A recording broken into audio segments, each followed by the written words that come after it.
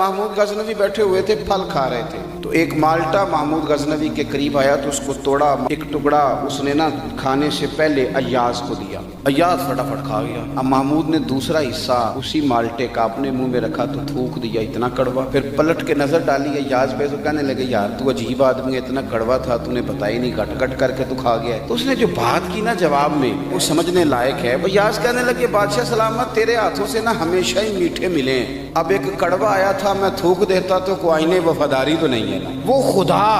جو نعمتیں دے اور اتنی دے کہ کہے تم سے گنی نہ جائیں، تو وہی رب اگر کہے تمہیں ضرور آزمایا جائے گا، خوف کے ذریعے، بھوک کے ذریعے، مالوں اور جانوں کی کمی کے ذریعے تمہیں آزمایا جائے گا، تو اگر اللہ آزمائے میرے بھائی، اگر رب آزمائے تو جس طرح اس کی نعمتیں آگے بڑھ کے جھولی میں ڈالتے ہو نا، اسی طرح یہ بھی کہنا چاہیے کہ دکھ قبول محمد بخشا، راضی رہن پیارے۔